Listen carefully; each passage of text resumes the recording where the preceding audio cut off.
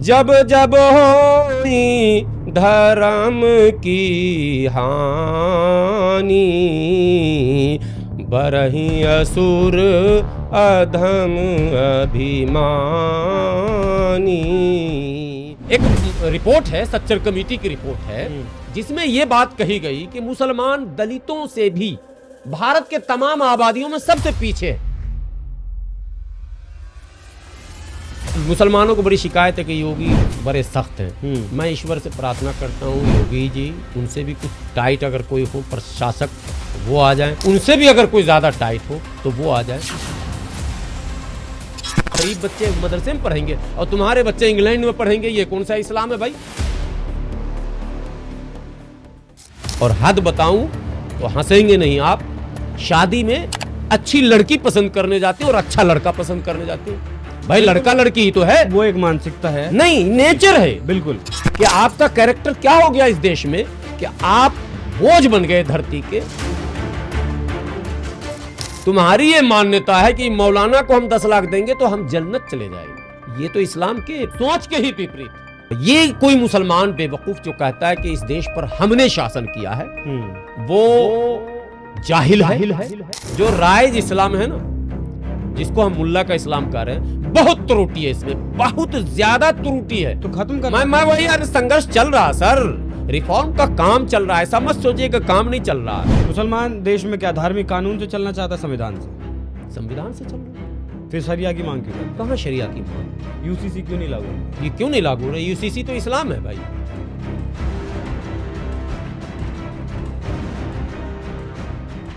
और उससे निकाह करके फिर उससे तलाक लेना होगा, वापिस इससे निकाह करना होगा।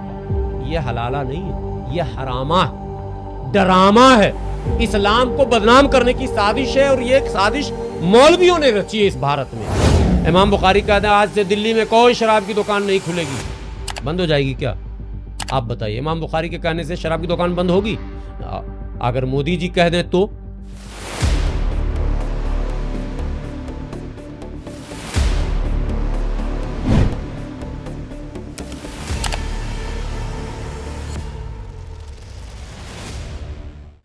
नमस्कार, एनएमएफ न्यूज पर आप सभी का बहुत स्वागत। मैं हूं आपके साथ अभिषेक पुंडीर। अब तक आप समझ ही गए होंगे किन मुद्दों पर हम बात करने वाले हैं, और बात करने के लिए मेरे साथ आज एक बहुत ही खास शख्सियत मौजूद है, हाफिज गुलाम सरवर साहब। बहुत बहुत स्वागत सर आपका एनएमएफ न्यूज पर। शुक्रिया शुक्रिया। जिस तरीके से देश की फिजाओं में आजकल राजनीतिक पॉलिटिकल माइलेज के लिए जहर घोला जा रहा है राजनीतिक पार्टियों के द्वारा, धार्मिक एंगल, हर मुद्दे को धार्मिक बना देना अब एक रीति रिवाज सा हो चला है जो है हाफिज साहब।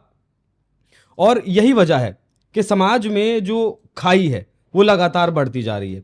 इन मुद्दों पर समझ आप गए हैं कि इन मुद्दों पर हम बात करेंगे। मुद्दों पर बात करने से पहले हाफिज साहब मैं आपसे चाहूंगा कि एक चौपाई आप जरूर सुना दें। प्रभु श्री राम का वो कथन जो गोस्वामी तुलसीदास जी ने लिखा है, जब जब होई धर्म की हानि, बरही असुर अधम अभिमानी,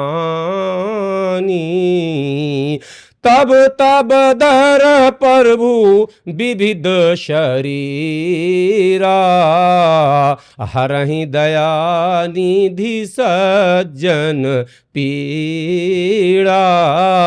अर्थात जब जब धर्म की हानि होगी, धर्म की हानि का क्या अर्थ होता है? जो धर्म धारण करने की चीज है और धारण करने में जो रुकावट बन जाए, यानी धर्म को धारण करने में बाधा कोई यदि उत्पन्न करे तो वहां धर्म की हानि होगी। जैसे मेरी आस्था है, प्रभु श्री राम की आप आराधना करते हैं, पूजा करते हैं, अर्चना करते हैं, याद करते हैं, या आप यूं कहें कि जैसे राम नवमी में हम शोभा यात्रा निकालते हैं, वो धर्म ही तो है। उसमें बाधा उत्पन्न करना धर्म की हानि है। धर्म पर चलने से रोकना, सत्य पथ पर, सत्य मार्ग पर चलने से रोकना, जो दर्शन धर्म का है उस पर चलने से रोकना, यही तो धर्म की हानि होगी।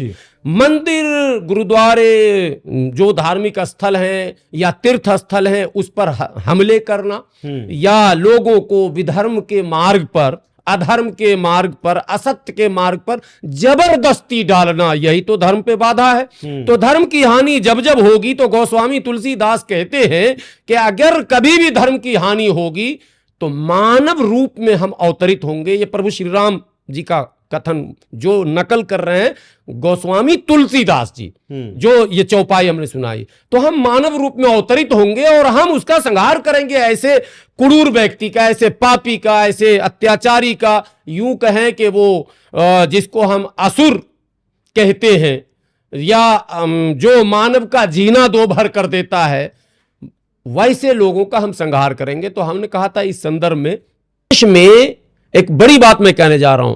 20-15 साल पहले, और अब भी मैं गांव जाता हूं, हमारे यहां मस्जिदों में नॉन मुस्लिम यानी कि हिंदू, मैंने माएं बहनें और कुछ बूढ़े नौजवान पानी का गिलास लेकर, बोतल लेकर, अपने बच्चों को गोद में लेकर, शायद आप लोगों ने देखा या नहीं देखा, मैंने देखा उसको। और वो शाम के टाइम जो नमाज होती है उसको हम लोग मगरिब कहते हैं, उस नमाज के वक्त लाइन लगाकर मस्जिद के आगे खड़े रहते हैं। कौन? हिंदू। और मस्जिद से ये मुसलमान नमाज पढ़ के निकलता है और वो फूकता है, छू, छू। क्या पढ़ता है, क्या नहीं करता है, भगवान जाने, अल्लाह जाने, ईश्वर जाने। उस हिंदू की मान्यता है, उसकी आस्था है कि ये मियां, जो पता नहीं मियां है भी कि नहीं है, नमाज में पता नहीं क्या पढ़ता है, लेकिन ये अगर छू कर देगा तो मेरे बच्चे ठीक हो जाएंगे या मेरा फरा काम हो जाएगा। वही हिंदू आज अगर आपके जान का दुश्मन बना है, तो ये विचार मुसलमानों को करना चाहिए कि आखिर ऐसा क्यों हुआ। ऐसा कैसे देश में वातावरण 10, 15, 20 वर्षों में बन गया कि जो आपको कहता था कि ये तो मियां जी झूठ बोल ही नहीं सकते, आज कहता है कि मगर मियां है तो पक्का झूठा होगा। मियां जी कभी गड़बड़ कर ही नहीं सकते लेन देन में, लेकिन अगर मियां जी को कोई 10,000 कर्ज भी दे रहा तो 10 जगह अंगूठा लगवा रहा, उसे डर है कि पता नहीं बाद में मुकर ना जाए। यहां धर्म के, असल धर्म का जो इम्तिहान है, जो परीक्षा, वो यही तो है कि आपका कैरेक्टर क्या हो गया इस देश में, कि आप बोझ बन गए धरती के। एक बड़ी आबादी आपसे कट रही है, आपको पत्थरबाज कह रही है, आपको आतंकवादी कह रही है, आपको न जाने किन किन नामों से, आपके होटल पर भरोसा नहीं, आपके दुकान पर भरोसा नहीं, तरह तरह के आरोप आप पर लग रहे हैं। तो यह चिंता मुसलमानों को करनी पड़ेगी, यह सुधार मुसलमानों को करना पड़ेगा अगर वो सच्चा धर्म मानता है तो। वरना इस्लाम की वकालत हम करके इस्लाम को बेहतर साबित नहीं कर सकते। इस तरफ काम तो कोई नहीं कर रहा है ना, नहीं हो रहा। सोचने की जरूरत है। आप ही ने कहा कि आखिर ऐसा 15-20 साल में हुआ क्या। बिल्कुल। मैं इस बात को बार बार कह रहा हूं, मैं भारत के तमाम मुसलमानों से यही अपील करता हूं कि आप साबित करो कि आप सच्चे मुसलमान हो। लोग मान लेंगे, लोग अच्छी चीजों को जो मतलब मानव का जो स्वभाव है उसके विपरीत अगर हम चलेंगे और हम कहेंगे कि मेरा धर्म अच्छा और मेरी जाति अच्छी और मेरा फला, ये कहने की चीजें नहीं है। लोग कहें कि तुम अच्छे हो, लोग कहें आपका धर्म अच्छा है, लोग कहें कि नहीं आपका मदरसा अच्छा, आपकी मस्जिद अच्छी, आपकी सोसाइटी अच्छी, लोग कहेंगे तब हम मानेंगे कि हम अच्छे हैं। लोग तो कह ही नहीं रहे, हम अपने आप को जबरदस्ती कर रहे हैं कि हम अच्छे हैं। तो कई ऐसे अवसर आते हैं जब मुस्लिम महल्लों में घूमता हूं, मैं जाता हूं, मैं ज्यादातर डिप्रेस जो मुसलमान हैं उसमें काम करता हूं, जो बिल्कुल झुग्गी झोपड़ी में रहते हैं। आप यहां जाएंगे दिलशाद गार्डन, एक जगह भी दिल्ली के बॉर्डर पर, उसमें दिलशाद कॉलोनी, आप चले जाएं कभी, मैं आपको एक समझिए आमंत्रण दे रहा हूं कि आप जाएं। वहां कलंदर मुसलमान है, कलंदर जो बंदर नचाता है सड़कों पर आपने देखा होगा, वो मदारी जिसको आप कहते हैं, जो कभी बंदर कभी भालू, आजकल तो कुछ कानूनी अड़चन है तो ये खेल कम हो गया, नहीं तो पहले सांप बंदर भालू इसका प्रदर्शन करके आजीविका लोग कमाते थे। तो वो कलंदर कॉलोनी में लोग बंदर पालते हैं, टोटल मुस्लिम है वो मदारी। मुस्लिम सोसाइटी के मैंने एलिट सेक्शन में जो अपग्रेड है, पहले से करोड़पति है, पढ़ा लिखा है, जिसके पास सब कुछ है, जो मौलानाओं को 1-2 लाख रुपया देता है साल में, 10 लाख रुपया देता है साल में, कभी उसने डायरेक्ट उस तरह के लोगों को देखने की कोशिश नहीं की। तुम कहते हो कि हम मुसलमान की मदद करते हैं, किस मुसलमान की कर रहे हो? तुम तो अपना बोझ उतारने के लिए मौलाना को दे रहे हो। तुम्हारी ये मान्यता है कि मौलाना को हम 10 लाख देंगे तो हम जन्नत चले जाएंगे। ये तो इस्लाम के मैंने सोच के ही विपरीत। आप की निगाह कैसी होनी चाहिए। आधुनिकतम घटनाओं पर, जो लेटेस्ट एक्टिविटीज है उस पर अगर आपकी नजर नहीं है, समाज को आप देख नहीं पा रहे हैं, समझ नहीं पा रहे हैं, परख नहीं पा रहे हैं, उनकी आवश्यकताओं पर यदि आपकी नजर नहीं है तो आप धर्मी नहीं हैं, विधर्मी हैं। सिंपल सा लॉजिक है। लाख टोपी हम पहन लें, लाख शेरवानी हम पहन लें, लाख जूते पॉलिश करा लें, मल और मखमल पर क्यों ना हम सोएं और मस्जिद में हम मार्बल क्यों ना लगा दें, ये कभी भी धर्म नहीं हो सकता। धर्म है मानव के प्रति आप कितने संवेदनशील हैं। आज संवेदनशीलता ही तो समाप्त हमारी हो रही है। सड़क पर आप देखते हैं एक्सीडेंट हो रहा, लोग देख के जा रहे हैं, एक दूसरे को मार रहा, कोई रुक कर पूछ भी नहीं रहा क्यों मार रहे हो भाई इसे, इसने गलती क्या की जरा मुझे भी बताओ। अगर क्षमा योग्य होगा तो मैं तुम इसकी तरफ से क्षमा मांग लूंगा, और अगर वाकई ऐसा जुर्म इसने किया होगा कि उस जुर्म का कोई माफी नहीं, तो मैं भी फिर देखूंगा क्या। लोग बिल्कुल कहीं रुकने को तैयार नहीं, पड़ोस में एक दूसरे को मारा जा रहा। ये परिस्थितियां जो निर्मित हुई हैं, ये धर्म गुरुओं के कारण निर्मित हुई है। अगर इस्लाम के लिहाज से मैं से बात करूं तो ये परिस्थितियां कहां से जन्म लिए हैं? मदरसों से। जिस तरीके से असम में आतंकवादी पकड़े जाते हैं, उत्तर प्रदेश के प्रयागराज में नकली नोट मिलते हैं, किताबें, कम्युनिस्टों की किताबें मिलती हैं, देश विरोधी किताबें मिलती हैं, सोच कहां से पनपती है? बहुत जबरदस्त प्रश्न आपने किया है, और ये प्रश्न नहीं है, ये परीक्षा है हमारी। आपने ये सवाल किया कि आखिर ये सोच पनप कहाँ से रहा। बहुत बड़े शायर रहे हैं, उनका एक बहुत मशहूर शेर है, गला तो घोंट दिया अहले मदरसा ने तेरा। मैं इसलिए ये शेर सपोर्ट में कहता हूँ कि आपके इस वीडियोज़ को केवल नॉन मुस्लिम नहीं, मुस्लिम भी सुनते हैं, तो सुनेंगे वो कम से कम, और तहकीक करेंगे, रिसर्च करेंगे। वो शायर कहता है कि गला तो घोंट दिया अहले मदरसा ने तेरा, कहां से आए सदा ला इलाहा इल्लल्लाह। तुम जो सोचते हो कि इस्लाम भरे मने फलेगा फूलेगा, कैसे फलेगा फूलेगा, गला तो मदरसे वालों ने घोंट दिया। ये मैं नहीं कह रहा हूं, जिस शायर को बड़े बड़े मौलाना कोट करते हैं, जिनके शेर को रखते हैं अपनी तकरीरों में, उनका ये शेर है। उन्होंने मदरसे के व्यवस्था पर कटाक्ष किया था। नो डाउट मैं भी उसी मदरसे में पढ़ा हूँ और बचपन गुजारा हूँ, दाल रोटी खाया हूँ, मैं उसकी कुव्यवस्था को भी जानता हूँ, उसकी अच्छाई बुराई सबसे मैं पूरी तरह से अवगत हूँ। मैं अपने समाज में बैठता हूँ तो मैं कहता हूँ इस बात को कि क्या कारण रहा कि आपके पास परिस्थितियां थी, आप राज्यसभा में हुआ करते थे, आप सरकार आपकी बातों पर सहमत हो जाया करती थी, सरकार झुक जाया करती थी, इत्यादि इत्यादि। एक प्रसंग शाहबानों का भी कोट किया जाता है, सुप्रीम कोर्ट के फैसले को भी आपके प्रभाव में स्वर्गीय राजीव गांधी ने बदल दिया। तो इतना आपका प्रभाव था, तो कौन सी मजबूरी थी कि आपने मदरसे को देश के लिए लाभकारी क्यों नहीं बनाया? मैं समाज केवल मुसलमान की बात नहीं कर रहा हूं। क्रिश्चियन कम्युनिटी जब आई भारत में, उसने चर्च के साथ कॉन्वेंट को जोड़ लिया, चर्च के साथ हॉस्पिटल को जोड़ लिया। आप जहां भी देखेंगे Saint Paul, Saint Xavier, Saint फलां, सेंट, मतलब टोटल उनका सेटअप है, और अस्पताल, होली फैमिली, फलां, मतलब वो उन्होंने हेल्थ और एजुकेशन को चर्च से कनेक्ट कर दिया। और जो प्रचार प्रसार का उनका माध्यम है, वो भी हेल्थ को ज्यादा वो फोकस करते हैं, यानी वो असाध्य रोग जो कहीं ठीक ना होगा वो तुम यहां आओ, इत्यादि इत्यादि। मैं कटाक्ष नहीं कर रहा हूं, मैं मुसलमानों से ये कह रहा हूं कि आपने हेल्थ और एजुकेशन दोनों पर अगर काम कर लिया होता, जिस मदरसे का निजाम आपने बनाया वो देश की आवश्यकताओं के अनुसार यदि बनाया होता, तो सर्व समाज उसमें शिक्षा ग्रहण करता, तो आज जो आरोप लग रहे हैं वो आरोप लग नहीं पाते। इन्होंने एकदम सीमित दायरे में काम किया। क्यों नहीं किया गया? मैं क्यों का तो प्रश्न पूछ ही रहा हूं लगातार।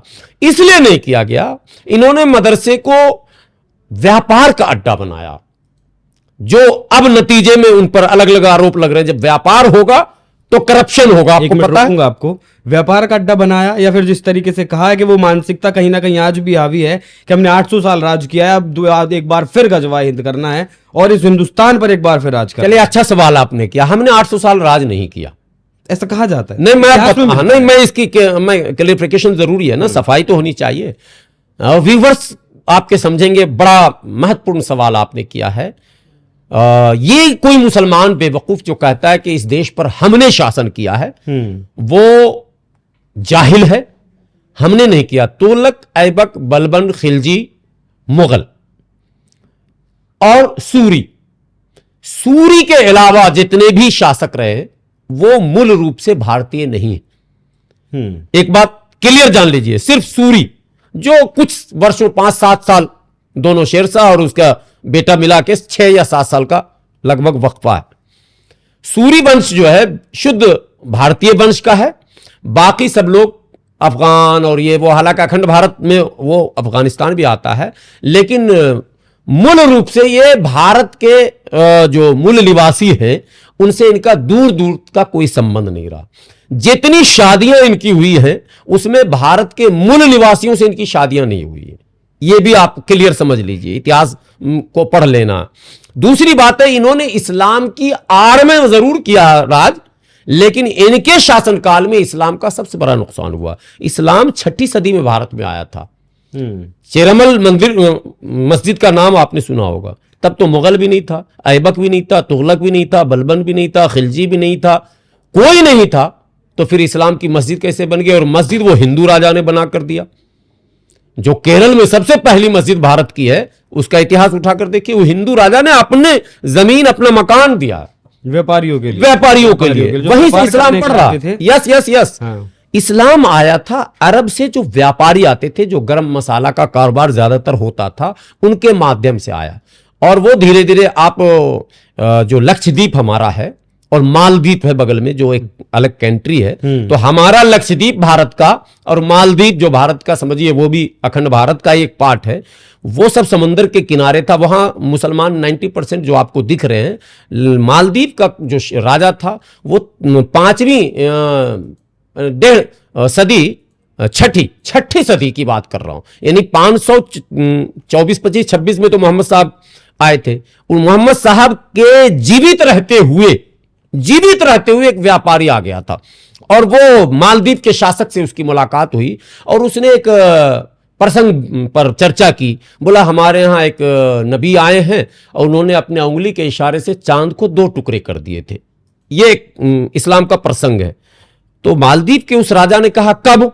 तो उसने कहा अमुक अमुक तारीख को। उसने कहा यार उस दिन तो मैं छत पर बैठा था, वाकई मैंने देखा कि चांद 2 टुकड़े हुए और 2 जगह चले गए और फिर आकर मिल गए। यार तुम तो बहुत सही कहानी सुना रहे, मैं मिलना चाहता हूं, कौन है तुम्हारा नबी? तो वो मालदीव का उस समय का शासक समंदर से यात्रा करते हुए अरब को निकला मोहम्मद साहब से मिलने को। रास्ते में ही उसका देहांत हो गया और यह सूचना मालदीव पहुंची कि भाई वो तो इस्लाम कबूल करने वहां गए थे, उनका देहांत हो गया। पूरा मालदीव जो मूल रूप से बनवासी उस समय ज्यादातर रहते थे, आज भी एसटी ही है, आपको पता है लक्षद्वीप जो है वो एसटी के लिए रिजर्व सीट है, वो सब का सब इस्लाम की तरफ चला गया। ये तो एक माने अजीब घटना है। इस्लाम तो बहुत पहले भारत में प्रवेश कर चुका था। आप उसको अलग अलग नामों से, कभी मोहम्मद बिन कासिम के नामों से जोड़ते हैं, कभी किसी नाम से जोड़ते हैं, लेकिन शासक जो आए सबसे ज्यादा विरोध मुगल में अकबर का विरोध मौलानाओं ने किया, उस समय के मौलानाओं ने, और टकराव रहा इस्लाम के खिलाफ। तो अकबर ने दीन इलाही चलाया था, ये इतिहास के पन्नों में है, पता है ना जी? ठीक है, अल्लाह अकबर का मतलब हम हैं महान, ये अकबर का कहना था। ये जो लोग कहते हैं कि नहीं मुगलों के जमाने में इस्लाम फला फूला, मुगलों के जमाने में इस्लाम बदनाम हुआ, इस्लाम की किरकिरी हुई, इस्लाम बैकफुट पर आ गया, यह है कड़वा सच, यह है कड़वा सच। इस्लाम तो उससे पहले ही बढ़ रहा था, बड़ी तेजी से लोग उसकी तरफ जा रहे थे, वो रुक गया, स्पीड ब्रेकर लग गया। यह है असल कड़वा। इस्लाम पे भी मैं आऊंगा, मदरसों पर हमारी बात चल रही थी। एनसीपीसीआर ने एक रिपोर्ट सौंपी सुप्रीम कोर्ट को मदरसों को लेकर, किस तरीके से मदरसों में बच्चों का शोषण किया जाता है, बच्चों को यौन संबंध बनाने की बात कही जाती है। नहीं पता चलता कि मदरसों में आखिरकार पढ़ाया क्या जाता है, वजह उसके पीछे की जानना चाहूंगा सबसे बड़ी क्या है। क्यों पब्लिकली हम नहीं बता सकते कि मदरसे में हम इन किताबों का बच्चों को पढ़ाते हैं, ये हम चीज पढ़ाते हैं। समझ में आता है कि दीन की तालीम देते हैं, लेकिन उसके अलावा क्या मदरसों से जिस तरीके की वीडियो आती हैं हिंदुओं की, त्योहारों में नहीं जाना है, हिंदुओं की खिलाफत करनी है। क्या अगर 5-7 साल 10 साल के बच्चे के भीतर हम ये जहर भरेंगे तो 18-20 साल तक पहुंचते पहुंचते वो अपने आप हिंदू विरोधी हो जाएगा? एनसीपीसीआर का ये डाटा जैसे नहीं, जो डेटा है, कोई डेटा बहुत ज़्यादा फर्जी नहीं होता है, डेटा सत्य के आसपास ही रहता है, ये भी आपको मैं बता दूं। ठीक है, सरकार के प्रभाव में बना होगा लेकिन फर्जी नहीं बनता है। कोई भी डेटा तैयार कर, एजेंसियां जाती हैं, आधार तो कुछ ना कुछ रहता ही है। एजेंसियां जाती हैं डेटा तैयार करने के लिए, उसमें लोग लगते हैं, हवा में कुछ नहीं बनता है। तो एजेंसियां ठीक है प्रभाव में सरकार के होंगी, कुछ 20% 10% मिर्च मसाला लग सकता है, लेकिन 100% खारिज नहीं किया जा सकता। ये सत्य है कि हमारे उलमा ने जो ट्रांसपेरेंसी होनी चाहिए, तो ओपन कबीरा खड़ा बाजार में सबकी चाहे खैर, ना काहू से दोस्ती ना काहू से बैर। हम क्या पढ़ाते हैं, क्या लिखाते हैं, ये छुपाने की चीज तो है ही नहीं, ये तो बताने की चीज है। तो जो बताने की चीज है अगर उसको आप छुपा रहे हैं तो आप अपराध कर रहे हैं। एक बात ये हो गई। दूसरी बात जो आपने कही ना, दीन की तालीम, ये हमारे मौलानाओं ने बड़ा गड़बड़ किया। तालीम को 2 पार्ट में बांटा कि ये दीन की तालीम और ये दुनिया की तालीम। नो, कुरान में तो कहीं ऐसा है ही नहीं। कुरान में है इक़रा बिस्मि रब्बिकल लज़ी खलक खलक़ल इंसान मिन अलक़ इक़रा व रब्बुकल अकरम अल्लज़ी अल्लम बिल क़लम अल्लमल इंसान मा लम यअलम। पूरा तर्जमा पढ़ लें, कहीं भी पार्ट 2 नहीं है, टोटल एक पार्ट है। कुरान कहता है कुल हल यस्तविल लज़ीना यअलमून वल लज़ीना ला यअलमून। ऐलान कर दीजिए कि जो पढ़े लिखे हैं वो और जो जाहिल हैं वो समतुल्य और बराबर नहीं हो सकते हैं। तो मतलब क्या है कि एक मौलवी 10 साल तक मदरसे से पढ़कर निकलता है और रेलवे स्टेशन पर उसे आरक्षण के लिए अगर फार्म भरने होते हैं तो सहयोगी की तलाश में लग जाता है, भैया जरा हमको फार्म भर दीजिए। मतलब है कि कुरान जिस इल्म की बात कर रहा है वो इल्म आपको मदरसे में नहीं दिया जा रहा। इल्म कभी भी दीनी और दुनियावी हो ही नहीं सकता है, क्योंकि नबी पाक की एक हदीस है कि ये दुनिया जो है वो आखिरत की खेती है, यानी जो कुछ यहां करोगे उसी का बदला तुमको वहां मिलेगा। तो 2 पार्ट कहां से हो गया? यानी कि दुनिया ही दीन है, दुनिया ही सब कुछ है, और यही जीने के लिए आप मलाई मक्खन क्यों खा रहे हैं? हमारे जो बड़े बड़े मौलाना हैं, बड़े बड़े, वो तो मलाई कोफ्ता खाते हैं, उनकी तो 5 स्टार कल्चर में वो रहते हैं, उनकी गाड़ियां लंबी लंबी हैं, उनकी हवेली है। और ये बच्चा जो मदरसे में पढ़ने जाता है, इनको चटाई पर सुलाते हैं, दाल रोटी खिलाते हैं, गंदे कपड़े पहनाते हैं, और आपका जो इंटरनल डेकोरेशन होना चाहिए, जो बच्चे जिस सफ में बैठकर पढ़ते हैं, क्लासरूम जिसको आप कहते हैं, वो अगर आपका साफ नहीं है तो अन्याय कौन कर रहा है? और किस दीन ने आपको बता दिया कि बच्चों के साथ इस तरह का व्यवहार करना? और आपने कहा ना संकीर्ण बनाना, नो डाउट इस्लाम बड़ा खुला जहन का धर्म है, बहुत खुला। दुनिया का पहला धर्म इस्लाम है, मैं दावे के साथ कह रहा हूं आपकी इस स्टूडियो में, जिसमें यह कहा गया कि तुम्हें जब अपने घर तुम लौट कर वापस जाओ, इसको सुनेंगे व्यूवर्स भी और आप भी सीरियस। इस्लाम, हमारे मोहम्मद साहब कह रहे हैं तुम अपने घर जब जाया करो तो फल फ्रूट या मिठाई लेकर जाते हो तो छुपा कर लेकर जाया करो। पूछा साहबे किराम ने, या रसूल अल्लाह छुपा कर क्यों? बोला इसलिए कि पड़ोस के बच्चे खेल रहे होंगे और वो अगर देखेंगे कि फलां का बाप मिठाई या फल लेकर जा रहा है तो वो अपने बाप से भी जिद करेंगे लाने की, और उसके बाप की अगर सलाहियत नहीं होगी लाने की तो क्या बीतेगा उस पर। एक दूसरी हदीस है कि तुम अपने बच्चों को घर में बंद करके खिलाओ, कभी भी उसके हाथ में लड्डू मिठाई पेड़ा और फल लेकर सड़क पर जाने मत दो, क्योंकि सड़क पर अगर वो खाएगा और दूसरे पड़ोस के बच्चे देखेंगे और उसके पास अगर नहीं होगा तो वो अपने मां बाप के सामने रोएगा। ये कहीं से भी अच्छा नहीं लगेगा, दिल फटना। जिस इस्लाम ने इतनी छोटी छोटी बातों का ख्याल रखने को कहा हो, वो इस्लाम कहेगा हिंदुओं से ना मिलो। मैं माइक पे ऐलान करके कहता हूं, भारत में जितने भी हमारे दोस्त हैं, 20 नाम एक सांस का कहूंगा। मेरा दफ्तर है, दफ्तर का नाम, मेरे संगठन का नाम है ऑल इंडिया यूनाइटेड मुस्लिम मोर्चा। इसमें हिंदू कहीं है नहीं ना है। मेरे दफ्तर पर एक दिन भी ऐसा नागा नहीं होता कि हिंदू दोस्त मेरा नहीं आता है और आकर वो अपनी समस्या नहीं रखता और हम बैठकर उसका हल नहीं ढूंढते हैं। देखिए, ये हमसे संबंध है। सभी की सोच सरवर साहब जैसी नहीं हो सकती ना। इस्लाम की सोच तो होनी चाहिए ना। इसका मतलब आपने इस्लाम का गलत प्रचार कर दिया ना। किसने किया ऐलान? मदरसे के लोगों ने, मौलवियों ने, जिनको हमने रहनुमा माना, जिन्होंने बागडोर अपने हाथों में लिया, उन्होंने पूजा पाठ में समेट दिया, पाखंड में समेट दिया। उन्होंने मिलाद कर लो, जुलूस निकाल लो, ताजिया बना लो, ढोल बजा लो, यही इस्लाम है। ये इन्होंने इस्लाम को ही गलत पेश कर तो दिया। जो कहा जाता है अल्लाह का इस्लाम और मुल्ला का, मैं कह तो रहा हूं, दोनों अलग हैं। बिल्कुल अलग है। अल्लाह का इस्लाम मानवता के लिए है, मुल्ला का इस्लाम सीमित दायरे में है, पाखंड में है, बंधा हुआ है। वो ढोल बाजे से मुसलमान को निकालना नहीं चाहते, वो जुलूस से बाहर जाने नहीं देना चाहते। वो चाहते हैं कि भारतीय संस्कृति में जो पूजा पाठ और जुलूस की एक माने परंपरा है, उसको इस्लाम में एज इट इज रखें। अगर उधर से रामनवमी का जुलूस निकलेगा तो इधर से भी हमरा निकलेगा भाई। जबकि जुलूस से इस्लाम ने रोका। जुलूस जलसा इस्लाम का पार्ट नहीं है। ये जो कुछ आप देख रहे हैं, ढोल बाजा बैंड नाच गाना, सब ये गैर इस्लामी है। मौलानाओं की मंशा क्या है इसके पीछे? मौलाना की मंशा कमाई। अगर मुसलमान को सच्चा इस्लाम बता देंगे, सच्चे इस्लाम में मौलानाओं की कमाई कहीं है ही नहीं, कहीं नहीं है। इस्लाम डायरेक्ट अप्लाई करता प्रति व्यक्ति पर। जैसे नमाज हमको पढ़ना, मेरे हिस्से का कोई पीर फकीर नहीं पढ़ सकता, ठीक है। लेकिन यहां आज के दौर में कहा जाता है तुम फला काम कर लो, तुम्हें नमाज की जरूरत नहीं। रोजा हमको रखना है, यानी रमजान जो एक महीने का रोजा होता है 30 रोजा, वो हम पर फर्ज है। 30-29 जो भी एक महीने में आएगा वो हम पर फर्ज है। हमारे हिस्से का रोजा कोई दूसरा नहीं रख सकता। ज़कात हम कमाते हैं तो 2.5% हम पर फर्ज है, और यह हम पर हुक्म है कि तुम ज़कात देते समय ये देखो कि इसका मुस्तहक कौन है। मुस्तहक समझते हैं उर्दू में, यानी कौन है इस योग जो ले सके। लेकिन ये मौलानाओं ने क्या किया, रमजान के महीने में एक पूरी फौज, पूरी टोली मुसलमान मौलानाओं को निकलती है और डोर टू डोर जो ज़कात देने वाले उनकी लिस्ट इन्होंने बना रखी है और सीधे डायरेक्ट उनसे वसूल लेते हैं ज़कात रमजान में ही, रसीद काट काट के। हाँ, मैं फला मदरसे से। ये गैर इस्लामी रिवाज है।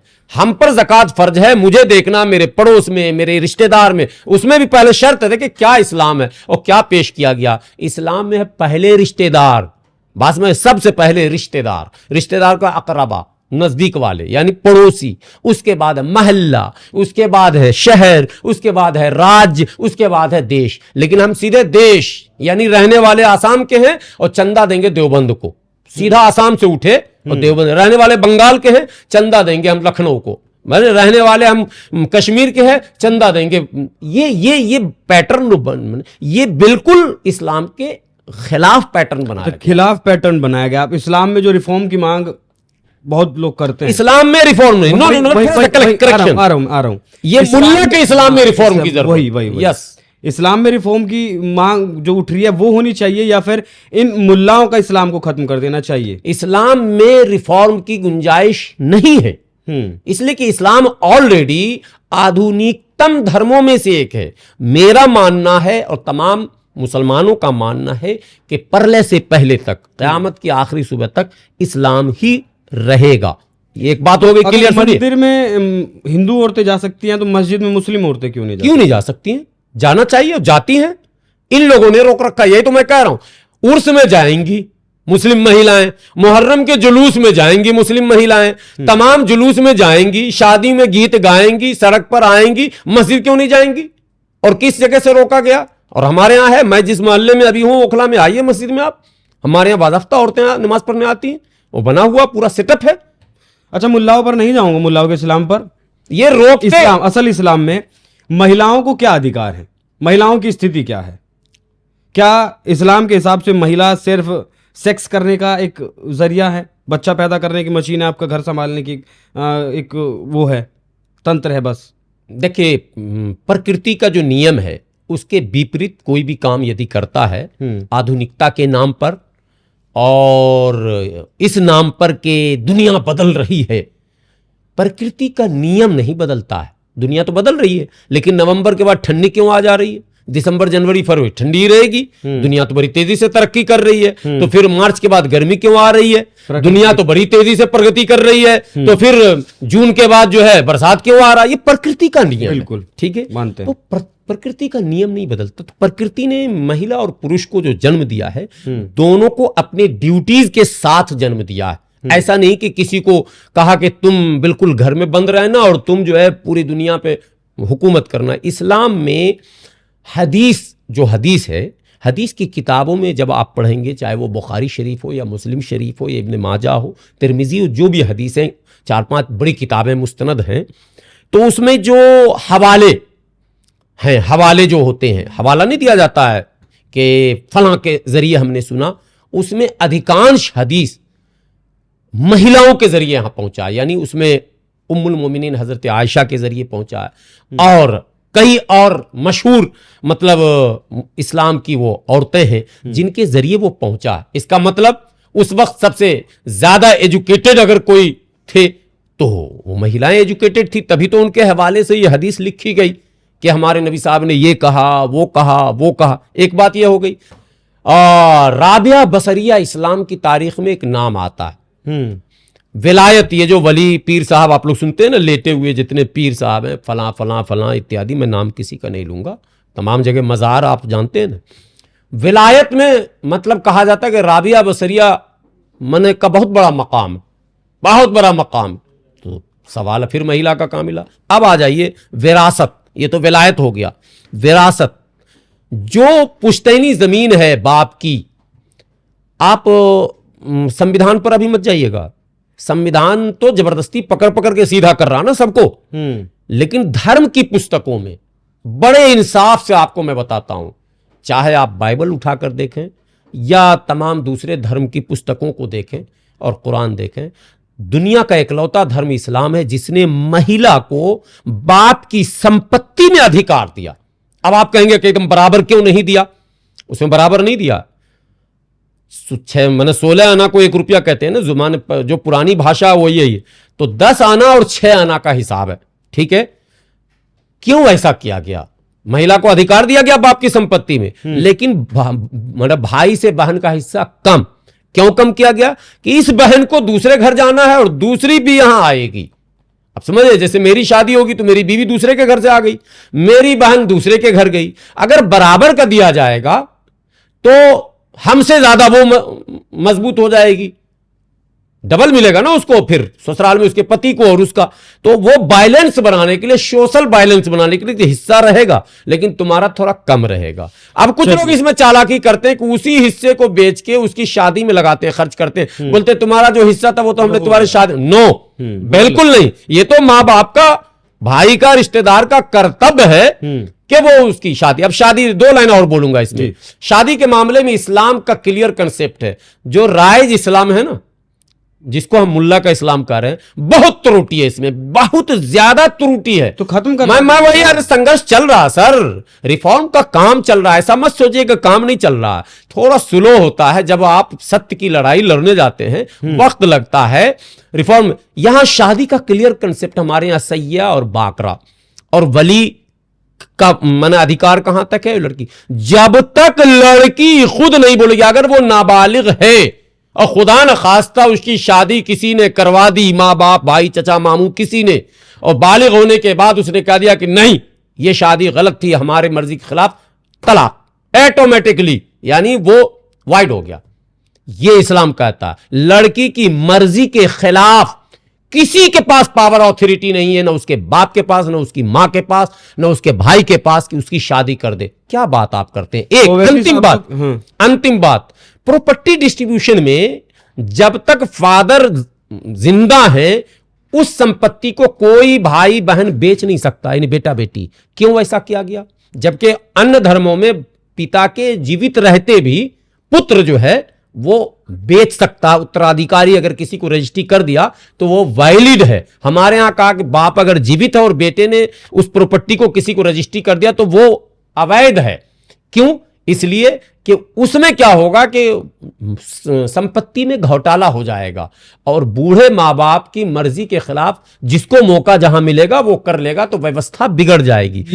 ये चीजें लिखी हुई है लेकिन मानता कोई नहीं है, मानता नहीं है। Age of puberty is age of marriage, Owaisi साहब बोलते हैं। एक तस्लीमा नसरीन की किताब है, बांग्लादेशी जो है लेखक हैं, हिंदुस्तान में रहती है, लेखिका है। हाँ लेखिका हैं।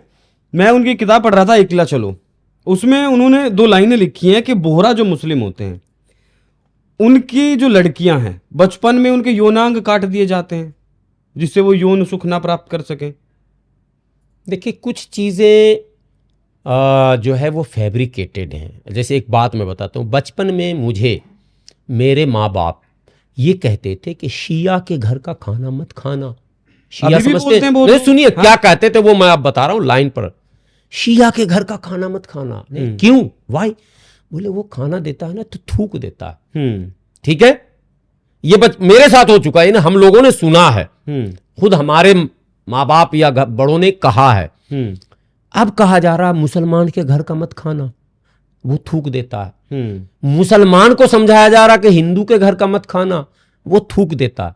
ये टोटल फैब्रिकेटेड बातें हैं, नफरत फैलाने की बातें। न शिया थूकता, न सुन्नी थूकता, न मुसलमान थूकता। कोई पागल भी होगा ना, बस में आगरा से भाग के भी आया होगा, तब भी वो ये काम नहीं कर सकता है। और अगर करता है तो वो मैंने पागलों का बाप है इस धरती पर, उसको तो जिंदा ही नहीं रखने का। हजारों वीडियोस सरवर साहब सोशल मीडिया पर हैं। हाँ, थूकने की, पेशाब करने की, टट्टी तक करने की, खाने पीने में। लेकिन मैं एक को भी जेल नहीं हुआ। तस्लीमन एक और बात जान लीजिए, एक को भी जेल नहीं हुआ। अभी गाजियाबाद में एक जूस कॉर्नर वाला मामला आया, मैं दावा करता हूं टीम में हमको शामिल कीजिए। फैब्रिकेटेड है, बहुत बड़ा प्लान है इस्लाम के खिलाफ। मुसलमान, हिंदू और मुसलमान के बीच दूरी कैसे हो, इसके लिए इतनी ताकत से काम हो रही है कि उसमें ये सारी चीजें बनाई जा रही हैं। मैं इसके पीछे, अरे साहब क्या इसको भी आप पूछना चाहते हैं? आपसे बेहतर कौन जानता होगा? खुलकर बताइए। सुनिए, मीर जाफर और मीर सादिक और जयचंद इतिहास में है या नहीं है? है ना? है ना इतिहास में? जयचंद कौन थे और क्यों उनका नाम दोहराया जाता है? जयचंद हो क्या तुम, कहा जाता है। मीर सादिक हो क्या तुम। आज की तारीख में पैसे देकर एक वीडियो बनवाए जाते हैं। इसीलिए तो मैं पूछ रहा हूं कि इतने थूके गए, मुंहते गए, जो भी आरोप लगे, कोई जेल क्यों नहीं गया? उसे फांसी क्यों नहीं हुई? उसे सजा क्यों नहीं हुई? वो कोर्ट तक क्यों नहीं पहुंचा? सिर्फ उतना ही सा न्यूज आपने दिखाया कि ये जी पकड़ा गया और ये जी पकड़ा गया। वो पकड़ के गया कहां? दरअसल जाएगा कहां? आप जेल तो भेज नहीं सकते हो। आप जेल भेजोगे तो कोर्ट में बोल देगा जी इन्होंने तो हमको पैसे दिए थे, इन्होंने हमसे करवाए थे। तो वो वीडियो बनवाकर, डिबेट करवाकर, मेंटली उनको मतलब प्रिपेयर करके, और उनको फिर तुम अपना काम कर लिया, अब तुम अपना जाओ, तुम दोबारा कैमरे के सामने मत आना। ये हो रहा साहब, बस समझिए इस देश में एक बड़ी ताकत है जो धर्म के नाम पर नफरत, और वन साइड नहीं कि वो हिंदू ही है, वो इसमें कई लोग शामिल हैं, सभी धर्म के लोग हैं। ये खेल है, नफरत का खेल है, और नफरत के खेल में हो सकता है कुछ पागल होंगे। पागलों की कमी नहीं। ईंट लेकर सड़क पर दौड़ाता आपने पागल देखा कि नहीं देखा? सड़े कपड़े पहनकर घूमता पागल देखा? वो भी तो इंसान है। मतलब सभी मुसलमान ऐसे नहीं है? नहीं, वो जो पागल सड़क पर है वो पागल हिंदू भी हो सकता है, मुसलमान भी हो सकता है, सिख भी हो सकता है, ईसाई भी हो सकता है, जैन भी हो सकता है, पारसी भी हो सकता है, कुछ भी हो सकता है। पागल होने के लिए कोई धर्म हो का होना ये तो जरूरी नहीं है। पागल तो कोई भी हो जाता है, या कोई अवस्था का होना कि वो 20 साल के बाद पागल होगा या 30 साल के बाद, ये भी नहीं है। पागल कभी भी कोई हो सकता है, और पागलपन एक सच्चाई है। सड़कों पर हजारों इसके उदाहरण मिलते हैं कि महिलाएं हैं, युवा हैं, बूढ़े हैं, गांव में भी मिलते हैं। भाई पागल है, छोड़ दे इसको, टच मत कर।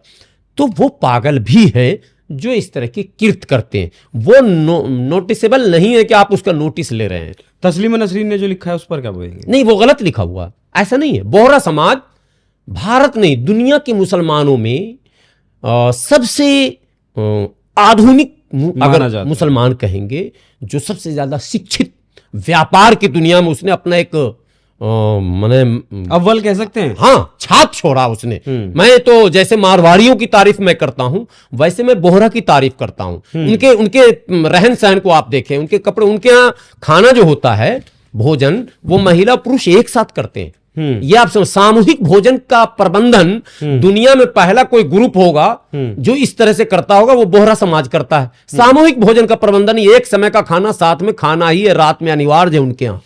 तो आज तक किसी ने काउंटर तस्लीमा नसरीन को क्यों नहीं किया? बोहरा समाज इन चक्करों में नहीं पड़ता। देखिए बोहरा समाज की महानता देखिए कि देश के सेकंड में बोलता हूं, देश के यशस्वी प्रधानमंत्री आदरणीय नरेंद्र मोदी जी बोहरा समाज के कार्यक्रम में पहुंचते हैं। सुन्नी में जल्दी नहीं जाते। हम दूसरे समाज में नहीं गए अभी तक, उनका रिकॉर्ड, हालांकि गए वो सूफी सम्मेलन में भी शरीक हुए थे, लेकिन बोहरा समाज के करीब है वो, और बोहरा समाज की प्रशंसा खूब करते हुए सुने गए हैं आदरणीय प्रधानमंत्री जी और गुजरात के मुख्यमंत्री जी। ये दर्शाता इस बात को, अभी उनको एक बड़ा पद, जामिया का चांसलर, वो जो सैयदना है वो बोहरा समाज के हैं। अभी दिल्ली में उर्दू अंजुमन तरक्की उर्दू हिंद है, उसमें 1 करोड़ रुपया इंटीरियर डेकोरेशन के लिए बोहरा समाज ने दिया। बड़ा कंट्रीब्यूशन उनका, बहुत बड़ा योगदान है, बहुत ही आधुनिक सोच के वो लोग। वो तो है, लेकिन जब खतना होता है इस्लाम में, हाँ, बच्चों मुस्लिम मतलब बच्चों का, छोटे बच्चों का होता है, तब इस बात पर ये क्यों ना करें?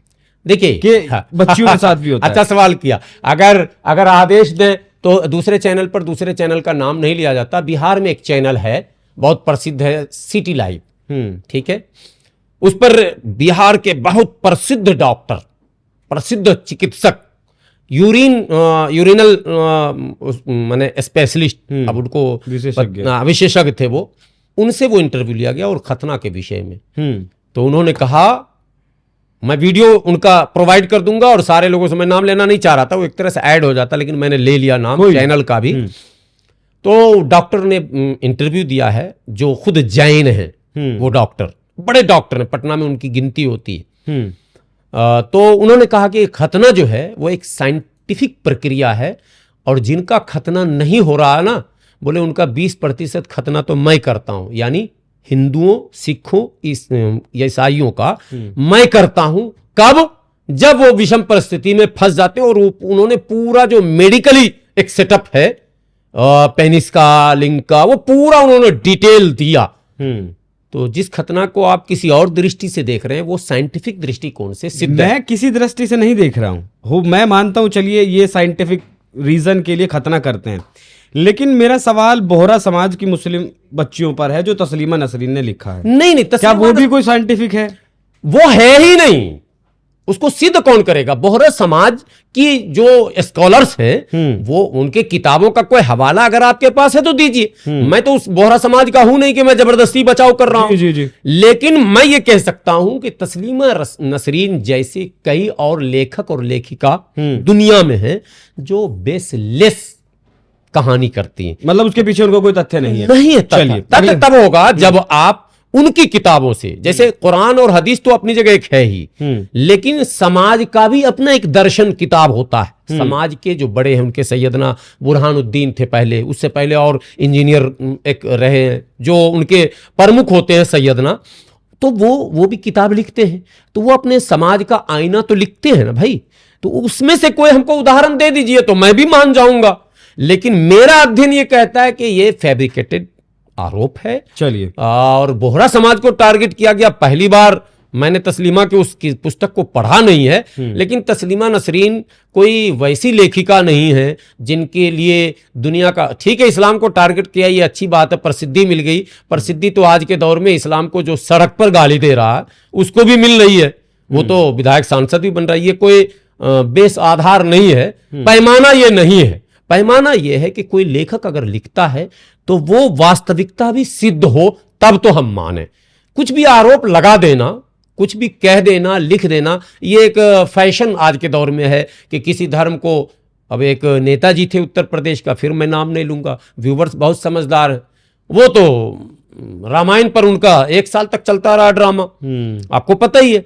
बोल देना कि ये है जी, वो है जी, उसको सिद्ध करना पड़ेगा। देखिए पढ़े लिखे लोग जब बैठते हैं तो डिबेट में वो सारी चीजें आ जाती हैं, एक एक शब्द के अनेकों अर्थ होते हैं, फिर अर्थ के पीछे का वो ये होता है उसकी परिभाषा इत्यादि इत्यादि। चलिए समझिए, इसलिए मैं बिल्कुल नकारता हूं तस्लीमा नसरीन के इस आरोप को, ऐसा कहीं नहीं। मुसलमान देश में क्या धार्मिक कानून से चलना चाहता, संविधान से? संविधान से चल रहा, फिर शरिया की मांग क्यों करते? कहां शरिया की मांग? यूसीसी क्यों नहीं लागू होने देते? ये क्यों नहीं लागू हो रहा? यूसीसी तो इस्लाम है भाई। UCC, what is meaning of UCC? अभी आपने जो बताया महिलाओं को अधिकार की बात इस्लाम में दिया गया, इस्लाम है वैसे वही तो चीजें यूसीसी में है, तो हम कर रहे हैं, वही तो चीज यूसीसी में है, फिर तो मैं विरोध क्यों? कौन विरोध कर रहा है? बहुत लोग हैं। कौन? नाम बताइए ना भाई। वो लोग जो ट्रिपल तलाक, सुनिए, वो लोग जो ट्रिपल तलाक का विरोध कर रहे थे, वही लोग ना। तो वो तो ट्रिपल तलाक, वो इस्लाम का कानून है जो इंस्टेंट ट्रिपल तलाक बैन, पहले समझिए, इंस्टेंट ट्रिपल तलाक बैन है।